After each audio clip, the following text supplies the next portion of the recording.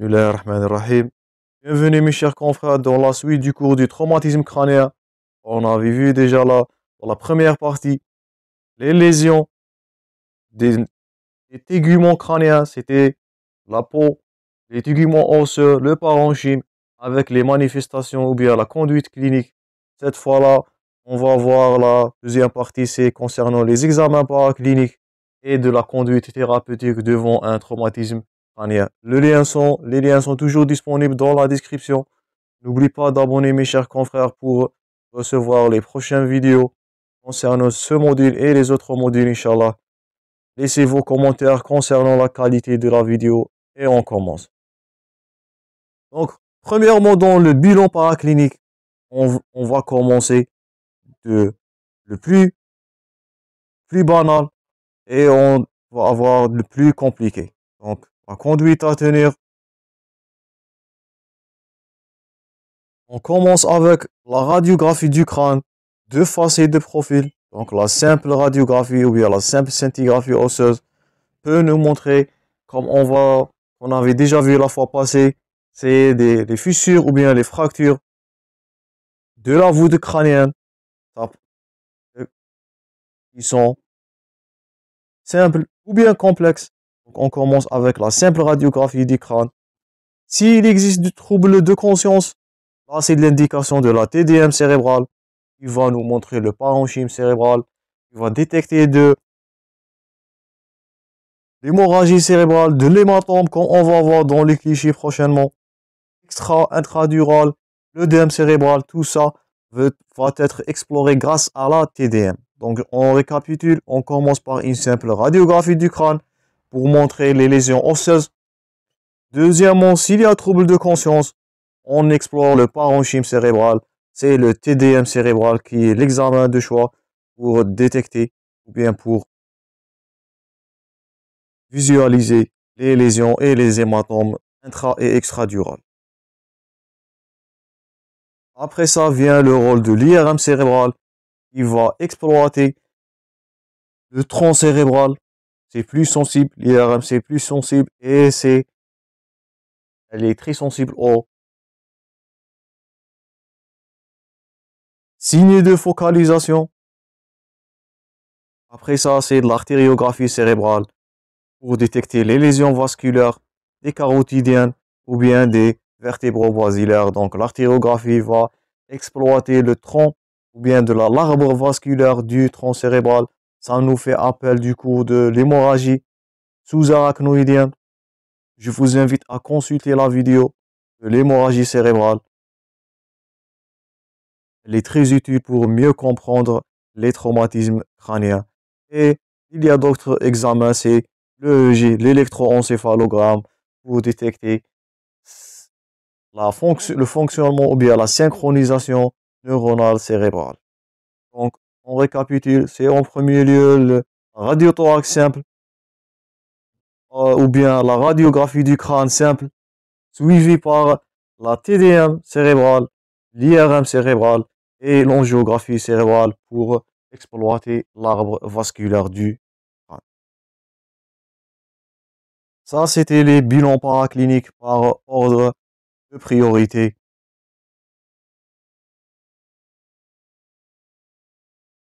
Maintenant, on va voir quelques lésions sur la TDM. On commence par les deux fameux. Vous devez distinguer entre un hématome extradural et un hématome sous-dural. Là, vous devez concentrer. Ça nécessite de l'attention. Là, c'est de l'hématome extradural. Ça, c'est du sang qui est emprisonné entre la durmeur et l'os bien du crâne. On répète, le sang dans l'hématome extradural est cloisonné entre la table interne et la durmeur. Il est extradural. Ça, c'est de l'hématome extradural. Notez bien, il est sous forme. Ça, c'est une question fréquente d'examen d'un lentille biconvexe. Ça, c'est un lentille biconvexe. C'est une convexité à l'intérieur et une convexité à l'extérieur. Si vous voyez dans la TDM une opacité ou bien des structures hyper denses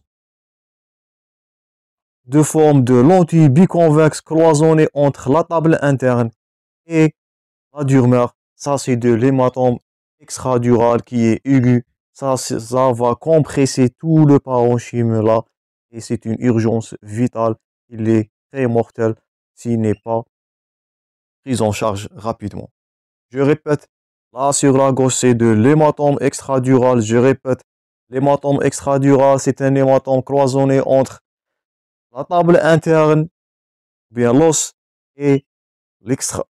La durmeur, il est extradural sous forme d'un lentille biconvexe. C'est une hyperdensité au TDM sous forme d'un lentille biconvexe. Ça, c'est de l'hématome extradural. Maintenant, sur la droite, là, on voit, c'est un hématome sous-dural. Il est sous forme d'un croissant. Donc, vous voyez l'aspect d'un croissant. Là, c'est l'inverse. Une partie, elle est convexe, mais là, c'est concave. Donc, dans l'hématome extradural, c'est une biconvexité. Ça, c'est de l'hématome extradural. Là, c'est de l'inverse. Un côté qui est convexe et un côté qui est concave. Là, c'est du sang qui est emprisonné entre la durmeur et le parenchyme cérébral. Il est intra ou bien sous-dural. Il prend le nom de l'hématome sous-dural. Ça, c'est moins grave que ça. Pourquoi? Là, le sang va cloisonner ici, il va former une masse, il va compresser la totalité du parenchyme. Mais l'hématome sous-dural, vous voyez qu'il est, il est un peu disséminé, donc il a pas de telle force, bien de telle puissance de refouler toutes les structures là. Les deux sont graves, mais c'est le plus grave entre ces deux, c'est de l'hématome extradural, c'est une urgence vitale. Donc, je répète, l'hématome extradural est une lentille biconvexe. Il est situé entre la table interne et la durmeur. Le deuxième, c'est un hématome sous-dural. Vous devez faire la différence entre ces deux TDM là. Vous devez diagnostiquer un HSD et un HED dès que vous voyez. Lorsque vous voyez cet aspect-là, c'est directement un hématome extradural. Vous devez avoir l'intuitivité de, ou bien l'œil observante de détecter un hématome extradural. Et là, c'est de l'hématome sous-dural. C'est forme d'un croissant hyper dense qui est à l'extérieur, une partie qui est convexe et la partie interne qui est concave. C'est un croissant. Là, c'est du l'hématome sous-dural. J'espère que maintenant vous faire la distinction entre l'hématome extradural et l'hématome sous-dural. C'est nécessaire en tant que médecin de faire le diagnostic de ces deux lésions-là. Ce sont les lésions les plus graves, les plus répandues dans le traumatisme crânien et peuvent engendrer la mort ou bien le pronostic vital lorsque leur abondance est grande. J'espère que c'est clair. Là, on voit l'aspect de contusion cérébrale avec des hémorragies méningées. Là, vous voyez l'épaississement des méninges. Ça, c'est du sang qui est disséminé dans le méninge avec une contusion cérébrale. Une contusion cérébrale, c'est lorsque le sang va se buter contre l'os frontal à cause du choc qui est interne. Là, il n'y a pas d'une brèche, mais c'est la contusion. C'est le mouvement du cerveau ou bien du parenchyme qui va frapper à l'intérieur de la voûte crânienne et qui va provoquer les lésions. Là, on voit du sang. C'est du contusion méningée. Et là, vous voyez la différence. Ça, c'est un hématome intracérébral. Donc, vous voyez la différence entre ça et ces deux aspects-là. On répète une autre fois. Ça, c'est du hématome extradural. Ça, c'est du l'hématome sous-dural. Vous voyez la différence. Et ça, c'est de l'hématome intracérébral. Donc, vous voyez la différence est notable. Ça, il est intraparenchymateux. Ça, c'est cloisonné entre la sous-durale et le parenchyme. Et là, il est extradural. Donc, j'espère que les clichés sont maintenant clair pour vous. J'espère que l'ambiguïté entre les hématomes est relevée. Donc, ces trois clichés-là, vous devez retenir l'HSD, l'HED et l'hématome intracérébral. Là, ce sont des autres aspects moins typiques. Là, le parenchyme vous paraît normal, mais notez bien, il n'existe pas du ventricule. On ne voit pas les structures ventricules. On avait dit que les ventricules doivent apparaître sombres. Là, il n'y a pas du ventricule. Pourquoi? C'est l'augmentation de la taille du parenchyme cérébral. Ça, c'est l'aspect de l'œdème cérébral. Donc, ça, ça peut vous paraître normal, mais notez bien, là, on voit le ventricule. Là, on voit le ventricule. Là aussi.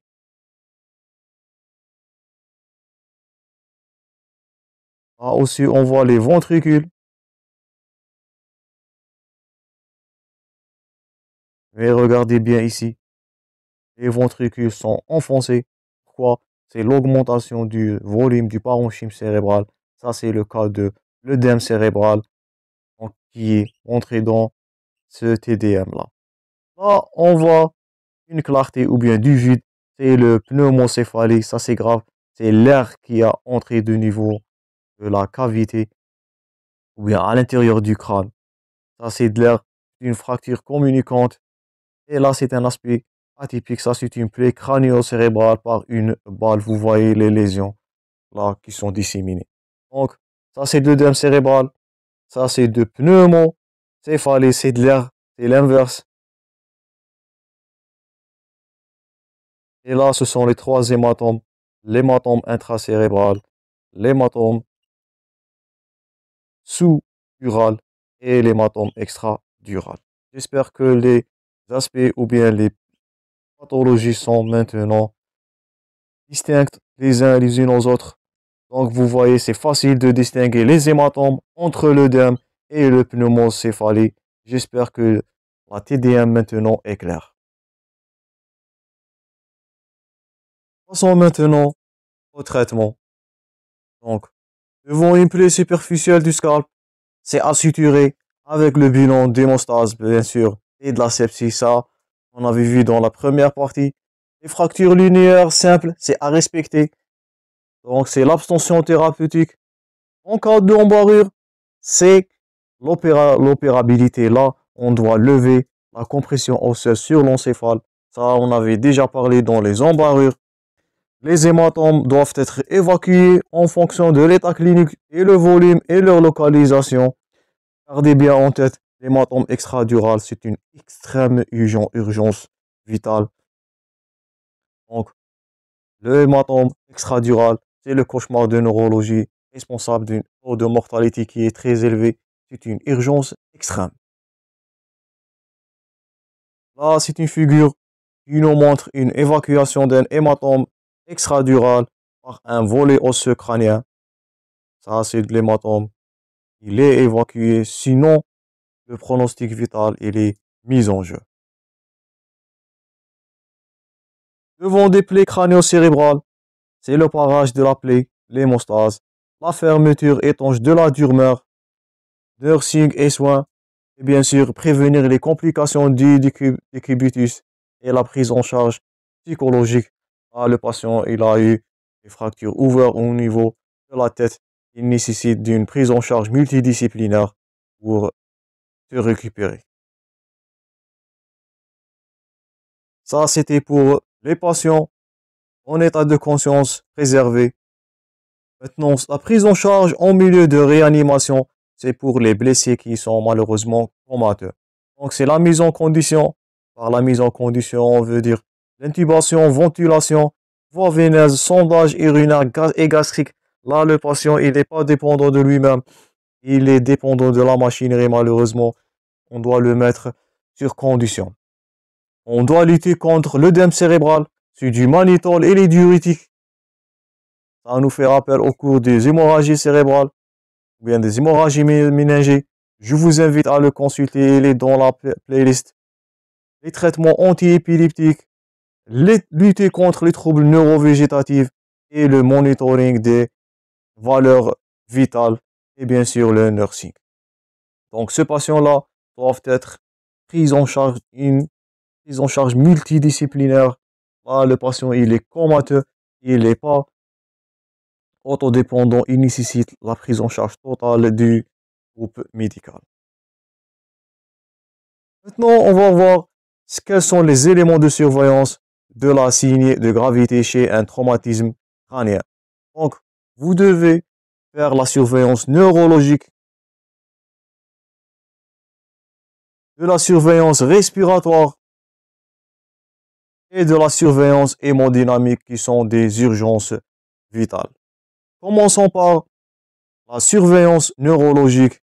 Il faut prévenir de l'hypertension intracrânienne, l'HTIC. La modification de l'état de conscience doivent être surveillées par le score de Glasgow. On a vu ça dans la première partie. Le dépistage des signes cliniques d'aggravation, toujours l'état du pipi, les crises convulsives, la surveillance de la pression intracrânienne.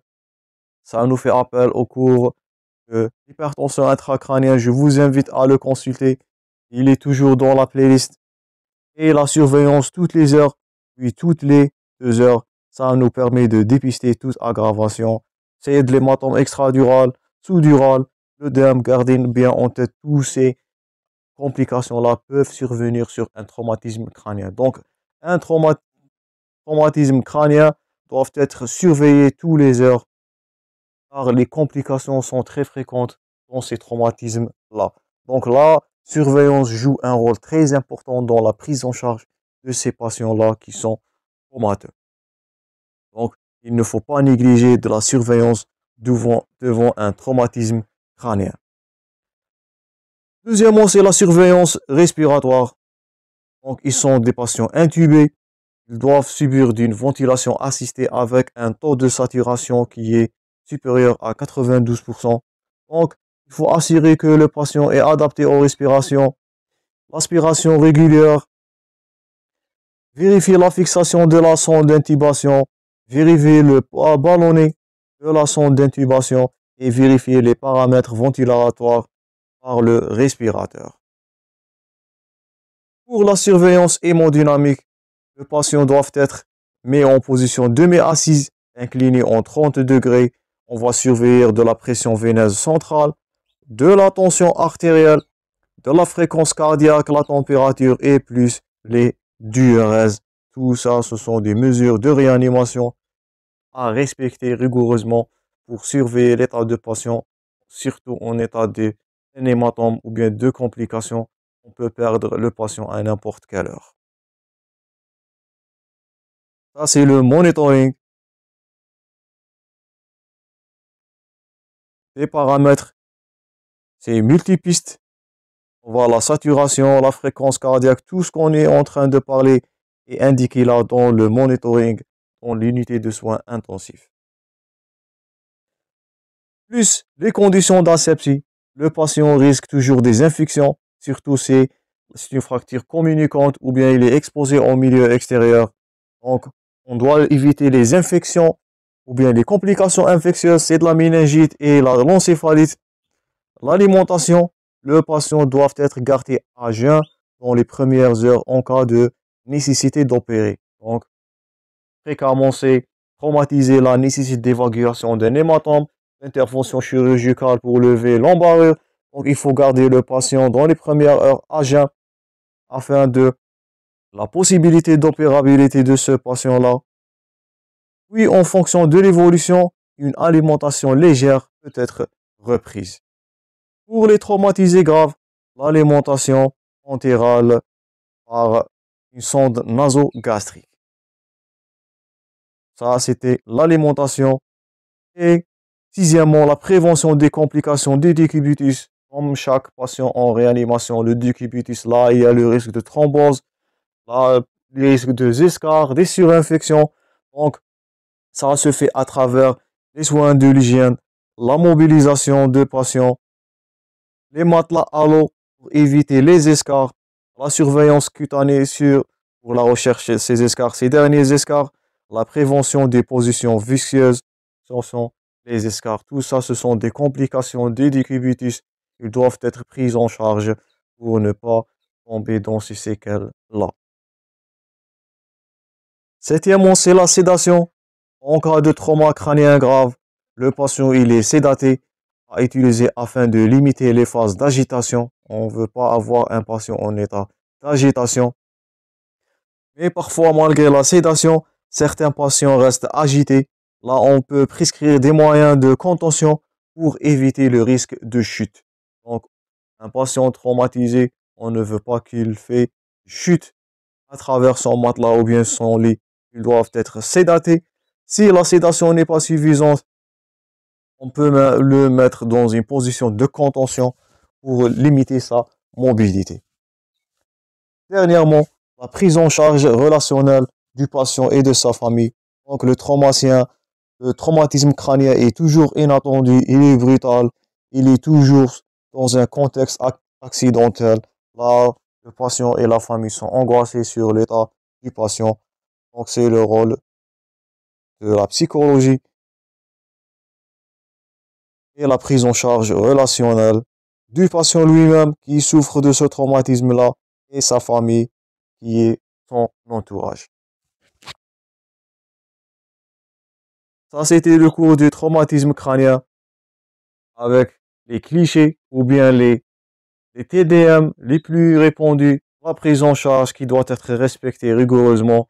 Donc, c'est une conduite à tenir que vous devez retenir par cœur, car ces traumatismes crâniens, comme on avait dit dans la première partie, ils emportent un nombre de mortalités très élevé. Ils sont la première cause de mortalité chez les sujets jeunes en service de neurochirurgie.